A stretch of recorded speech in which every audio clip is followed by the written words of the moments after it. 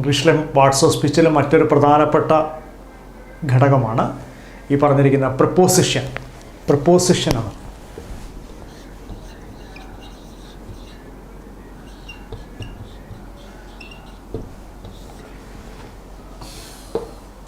Preposition എന്ന വാക്ക് സെൻറ്റൻസുകൾ തമ്മിൽ അല്ലെങ്കിൽ രണ്ട് വാക്കുകൾ തമ്മിൽ, പ്രോനൗൺ തമ്മിലോ അല്ലെങ്കിൽ നൗണോ തമ്മിലോ ബന്ധിപ്പിക്കുന്ന ഒരു ഘടകമാണ്. അതിന് നമ്മൾ പറയും പ്രിപ്പോസിഷൻ. ഇപ്പോൾ ഒരു കാര്യത്തിൽ നമ്മൾ പറയുമ്പോൾ he is going to Calicut, going എന്നുള്ളതിനെ ടു കാലിക്കറ്റ്, ടു എന്നുള്ള പ്രിപ്പോസിഷൻ വെച്ചിട്ട് നമ്മൾ കണക്ട് ചെയ്യുന്നു. അപ്പോൾ ടു എന്ന് പറയുന്നത് ഒരു പ്രിപ്പോസിഷനാണ്. അപ്പം actually preposition is used to connect noun or pronoun or the main things of that sentence. ആ സെൻറ്റൻസിലെ ഏറ്റവും പ്രധാനപ്പെട്ട കാര്യവുമായിട്ട് നമ്മൾ കണക്ട് ചെയ്യാനാണ് പ്രിപ്പോസിഷൻ ഉപയോഗിക്കുന്നത്. Example, she is coming from USA. Is coming from the USA. അപ്പോൾ നമ്മൾ ഫ്രം എന്നുള്ളത് ഒരു പ്രിപ്പോസിഷനാണ്. അപ്പോൾ preposition is a word which is used to connect noun or pronoun or main thing of that sentence. അപ്പോൾ preposition എന്ന് പറയുന്നത് വളരെ പ്രധാനപ്പെട്ട ഒരു കാര്യമാണ്, ഇംഗ്ലീഷിലെ വളരെ പ്രധാനപ്പെട്ട ഒരു കാര്യം. പലപ്പോഴും ആളുകളോട് തെറ്റിപ്പോകുന്നതും പലപ്പോഴും ആളുകൾ ഉപയോഗിക്കാൻ ബുദ്ധിമുട്ടുള്ളതുമായ ഒരു കാര്യങ്ങളിലൊന്നാണ് ഈ പ്രിപ്പോസിഷൻ എന്ന് പറയുന്നത്.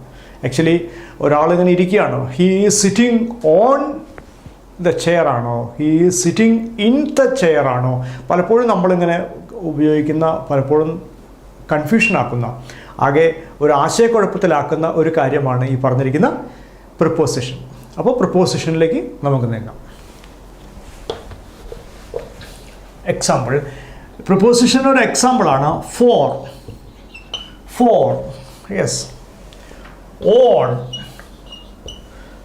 At,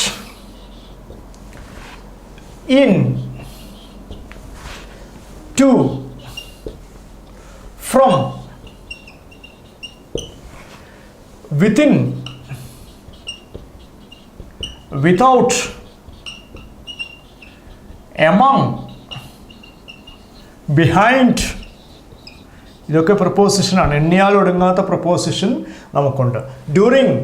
during is a preposition. So example, he is waiting for you. He is waiting for you. യഥാർത്ഥത്തിൽ ആ സെൻറ്റൻസിൻ്റെ അർത്ഥം നിങ്ങൾക്ക് വേണ്ടി കാത്തിരിക്കുകയാണ്. He is waiting for you. For you എന്നുള്ളത് യഥാർത്ഥത്തിൽ he is waiting എന്നുള്ളത് അർത്ഥം കംപ്ലീറ്റ് ആവുന്നില്ല, അർത്ഥം പരിപൂർണമാകുന്നില്ല. അതേസമയത്ത് ഫോർ യു, നിങ്ങൾക്ക് വേണ്ടി എന്ന് പറയുമ്പോൾ ഫോർ എന്നുള്ള ഈ പ്രിപ്പോസിഷൻ വേണ്ടിയാണ്, നിങ്ങൾക്ക് വേണ്ടിയാണ്. അപ്പോൾ ഇത്തരം കാര്യങ്ങൾ പറയും നമ്മൾ ഫോർ ഉപയോഗിക്കുന്നു. He is sitting on a chair or he is sitting in a arm chair. അപ്പം ഓണും ഇന്നും ഒക്കെ നമ്മൾ ഉപയോഗിക്കുന്നത് പ്രിപ്പോസിഷനായിട്ടാണ്. അപ്പം actually there are 4 types of prepositions in English. വിശാലമായി പറയുമ്പോൾ 4 തരത്തിലുള്ള പ്രിപ്പോസിഷൻ ഉണ്ട് ഇംഗ്ലീഷിൽ. 4 തരത്തിലുള്ള പ്രിപ്പോസിഷനാണ്. ഒന്ന് സിമ്പിൾ പ്രിപ്പോസിഷൻ. സിമ്പിൾ പ്രിപ്പോസിഷനാണ്. First one is simple preposition. Preposition. Second one double preposition.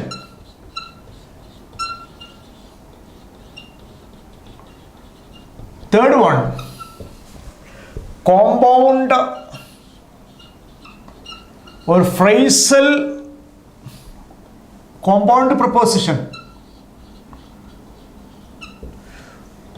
Fourth one, participle preposition. Preposition.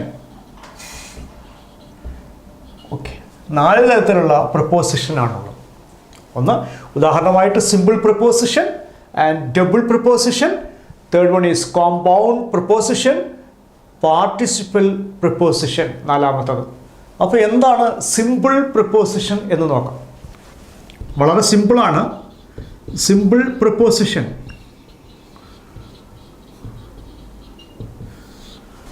ഉദാഹരണമായിട്ട് Gandhiji was born dash Porbandar dash Gujarat.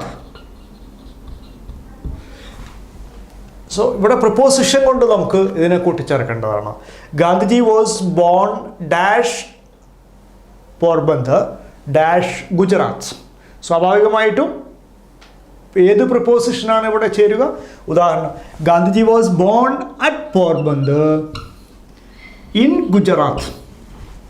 വ്യത്യാസം, വലിയ ഒരു സ്ഥലത്തെക്കുറിച്ച് പറയുമ്പോൾ നമ്മൾ ഇൻ ആണ് ഉപയോഗിക്കുക. ഇൻ എന്നുള്ള പ്രിപ്പോസിഷനാണ് ഇൻ ഗുജറാത്ത്. ഗുജറാത്തിലെ മറ്റൊരു ചെറിയൊരു സ്ഥലമാണ് Porbandar. So at Porbandar in Gujarat. അപ്പം രണ്ട് സ്ഥലങ്ങളിൽ ഏറ്റവും വലിയ സ്ഥലത്തെ കാണിക്കാൻ ഇൻ ഉപയോഗിക്കുന്നു. ശ്രീനാരായണ ഗുരു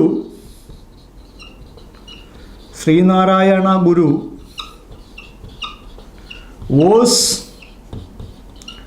born at Chambaranti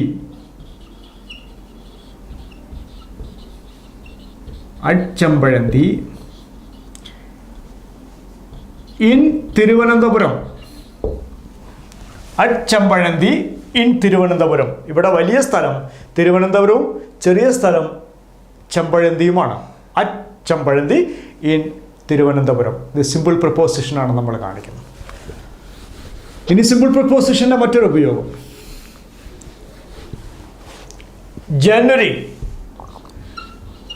ജനുവരി അതുപോലെ മാസങ്ങളൊക്കെ പറയുമ്പോൾ ഇൻ ജനുവരി.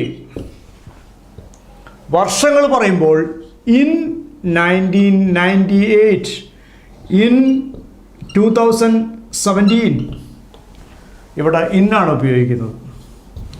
ഇത് തീയതിയാണ് പറയുന്നതെങ്കിൽ, ഡേ ആണ് പറയുമെങ്കിൽ on Monday, on Tuesday, on Friday.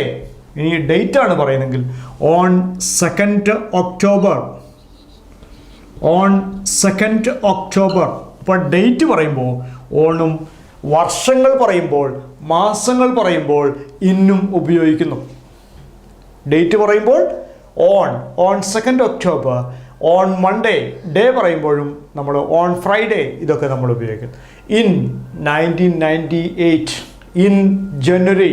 മാസവും വർഷവും പറയുമ്പോൾ നമ്മൾ അങ്ങനെയാണ് ഇന്നാണ് ഉപയോഗിക്കുന്നത്. അടുത്തത് സ്ഥലത്തെക്കുറിച്ച് പറയുമ്പോൾ ചെറിയ സ്ഥലമാണെങ്കിൽ അറ്റെന്നും വലിയ സ്ഥലമാണെങ്കിൽ ഇൻ എന്നും നമ്മൾ ഉപയോഗിക്കുന്നു. വലിയ സ്ഥലമാണെങ്കിൽ ഇൻ എന്നും ചെറിയ സ്ഥലമാണെങ്കിൽ അറ്റ് എന്നുള്ള പ്രിപ്പോസിഷൻ വെച്ച് ഉപയോഗിക്കുന്നു. മറ്റൊരു കാര്യം, നമ്മൾ ഇനി സമയത്തെ സൂചിപ്പിക്കാൻ എല്ലാവർക്കും അറിയുന്നതാണ് at 4 o'clock, at 10 AM, at 5 o'clock. ഇത്തരം കാര്യങ്ങളൊക്കെ പറയുന്നത് അറ്റ് ഉപയോഗിച്ച് നമ്മൾ പറയും. അറ്റ്. അപ്പം ടൈം പറയാൻ അറ്റും, സ്ഥലം പറയാൻ ഇന്നും, ചെറിയ സ്ഥലം പറയാൻ അറ്റും, അതുപോലെ ജനുവരി, അതുപോലെ മാസങ്ങൾ, വർഷങ്ങൾ എന്നൊക്കെ പറയാൻ ഇന്നും, മൺഡേ, 2nd October എന്നിവയൊക്കെ പറയാൻ, അല്ലെങ്കിൽ നമ്മൾ ഡേറ്റ് പറയാൻ നമ്മൾ ഓണും ഉപയോഗിക്കുന്നു. ചില സമയത്ത് നമ്മൾ ടൈം പറയാൻ ബൈ ഉപയോഗിക്കാറുണ്ട്. എങ്ങനെയാണ് ബൈ ഉപയോഗിക്കുന്നത്? ബൈ ഉപയോഗിക്കുന്നത് നാൽ, by 5 o'clock. At 5 o'clock by 5 o'clock തമ്മിലുള്ള വ്യത്യാസം, ബൈ 5 o'clock എന്ന് പറയുന്നത് 5 മണിയോടെ, 5 മണിക്ക് എന്ന് പറയാൻ നമ്മൾ അറ്റ് ഉപയോഗിച്ച് പറയുന്നു.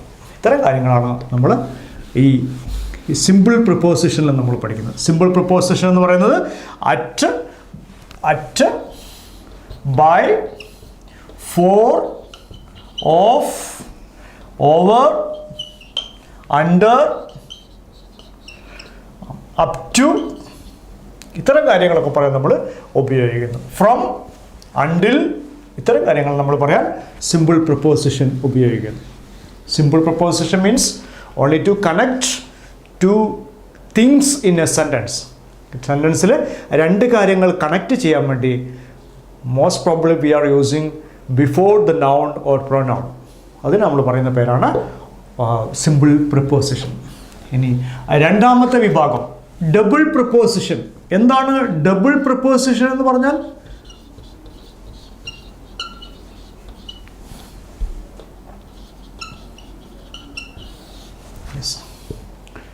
ഉദാഹരണമായിട്ട് Ramani is sitting between Leela and Manju. Between എന്നുള്ളത് ഒരു ഡബിൾ പ്രപ്പോസിഷനാണ്. So Ramani is sitting between Leela and Manju. രണ്ട് പേർക്കിടയിൽ ഇരിക്കുന്നതാണ് നമ്മൾ ബിറ്റ്വീൻ എന്ന് പറയുന്നത്. അറ്റ് ദ സെയിം ടൈം മറ്റൊരു ഡബിൾ പ്രപ്പോസിഷൻ വയ്ക്കുന്നു. Ramani is sitting among the girls. ഒന്നിലധികം ആളുകൾക്കിടയിൽ ഇരിക്കുമ്പോൾ നമ്മൾ among എന്ന് പറയും.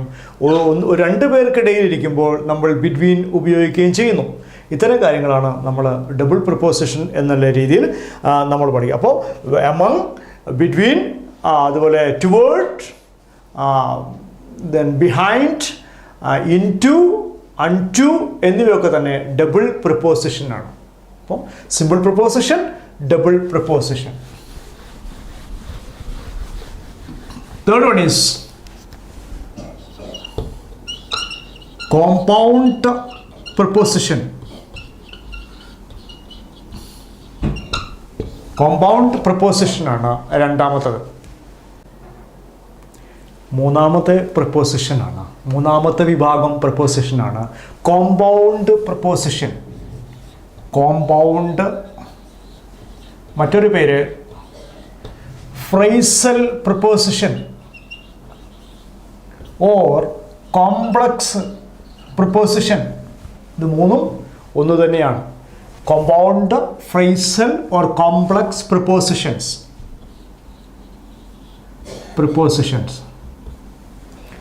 അപ്പോൾ it is made of two words. രണ്ട് വാക്കുകൾ ഉപയോഗിച്ചിട്ടാണ് നമ്മൾ ഒരു കോമ്പൗണ്ട് അല്ലെങ്കിൽ ഒരു ഫ്രേസൽ അല്ലെങ്കിൽ ഒരു കോംപ്ലക്സ് പ്രിപ്പോസിഷൻ ഉണ്ടാക്കുന്നത്.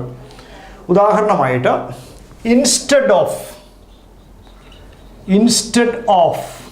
ഇൻസ്റ്റെഡ് എന്നും ഓഫും വയ്ക്കുകയാണ്. And in between, out of, in place of, except for, throughout, on account of. ഇത്തരം കാര്യങ്ങൾ ഒരു കോമ്പൗണ്ട് അല്ലെങ്കിൽ ഫ്രേസൽ അല്ലെങ്കിൽ കോംപ്ലക്സ് പ്രിപ്പോസിഷനിൽ പെടുന്നു.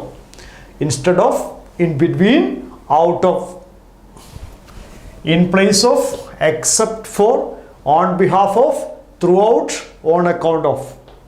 Example: Mustafa is playing in place of Amit. In place എന്നുള്ളത് ഒരു കോമ്പൗണ്ട് പ്രിപ്പോസിഷനാണ്. സോ മൂന്നാമത്തത് കോമ്പൗണ്ട് പ്രിപ്പോസിഷൻ. ഇനി നാലാമത്തത് പാർട്ടിസിപ്പൽ പ്രിപ്പോസിഷൻ.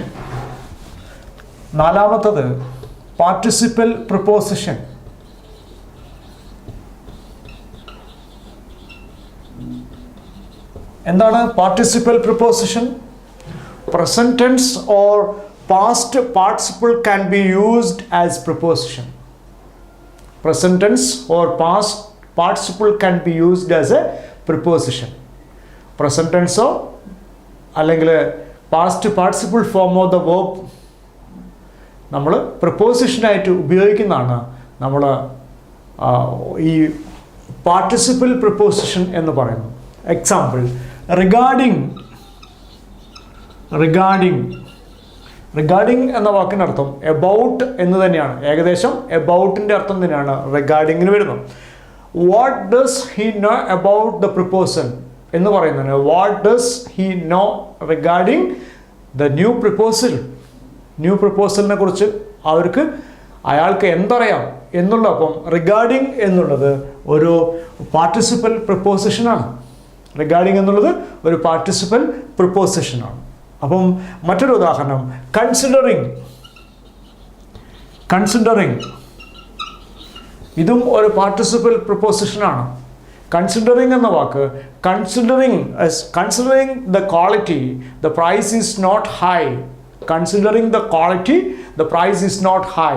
നമ്മളൊരു ക്വാളിറ്റി തീരുമാനിക്കുമ്പോൾ അല്ലെങ്കിൽ ക്വാളിറ്റിയെ പരിഗണിക്കുമ്പോൾ അതിൻ്റെ പ്രൈസ് കുറച്ചാണ്, അതിൻ്റെ പൈസ വലുതല്ല എന്ന് പറയുന്നതാണ് കൺസിഡറിങ്. അപ്പോൾ കൺസിഡറിങ്, റിഗാർഡിങ് ആൻഡ് ഇത്തരം കാര്യങ്ങളാണ് നമ്മളെന്ത് പാർട്ടിസിപ്പൽ പ്രിപ്പോസിഷനിൽ നമ്മൾ ഉപയോഗിക്കുന്നത്. 4 തരത്തിലുള്ള പ്രിപ്പോസിഷനാണ്. അതിൽ അവസാനത്തത് പാർട്ടിസിപ്പൽ പ്രിപ്പോസിഷൻ. അത് പ്രസൻറ്റ് ടെൻസോ അല്ലെങ്കിൽ past participle form of the വേർബോ നമ്മൾ ഉപയോഗിക്കുന്നു. അത് പ്രിപ്പോസിഷനായിട്ട്. റിഗാർഡിങ്, കൺസിഡറിങ് ഇത്തരം കാര്യങ്ങളൊക്കെ നമ്മൾ ഇതിൽ കാര്യങ്ങൾ ഉപയോഗിക്കുന്നു. Participle preposition.